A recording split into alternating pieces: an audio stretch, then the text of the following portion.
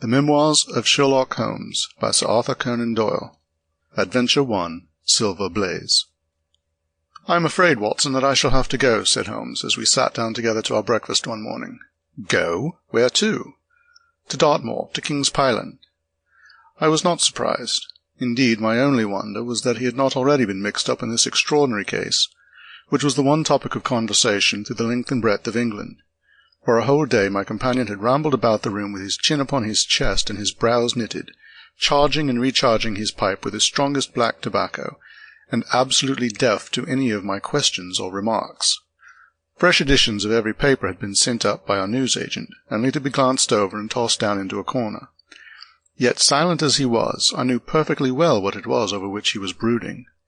There was but one problem before the public which could challenge his powers of analysis, and that was the singular disappearance of the favourite for the Wessex Cup, and the tragic murder of its trainer. When, therefore, he suddenly announced his intention of setting out for the scene of the drama, it was only what I had both expected and hoped for. "I should be most happy to go down with you, if I should not be in the way," said I. "My dear Watson, you would confer great favour upon me by coming, and I think that your time will not be misspent, for there are points about the case which promise to make it an absolutely unique one. We have, I think, just time to catch our train at Paddington, and I will go further into the matter upon our journey. You would oblige me by bringing with you your very excellent field-glass." And so it happened that an hour or so later I found myself in the corner of a first-class carriage flying along en route for Exeter, while Sherlock Holmes, with his sharp, eager face framed in his ear-flapped travelling cap, dipped rapidly into the bundle of fresh papers which he had procured at Paddington. We had left Reading far behind us before he thrust the last one of them under the seat, and offered me his cigar-case. "We are going well," said he, looking out the window and glancing at his watch. "Our rate at present is 53½ miles an hour." "I have not observed the quarter-mile post," said I. "Nor have I, but the telegraph posts upon this line are 60 yards apart, and the calculation is a simple one.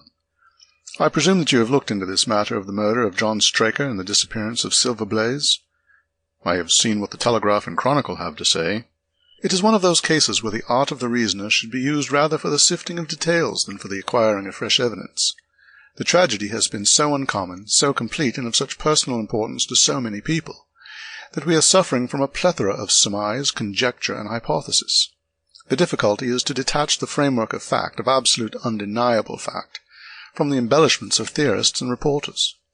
Then, having established ourselves upon this sound basis, it is our duty to see what inferences may be drawn and what are the special points upon which the whole mystery turns. On Tuesday evening I received telegrams from both Colonel Ross, the owner of the horse, and from Inspector Gregory, who was looking after the case, inviting my cooperation. Sample complete. Ready to continue?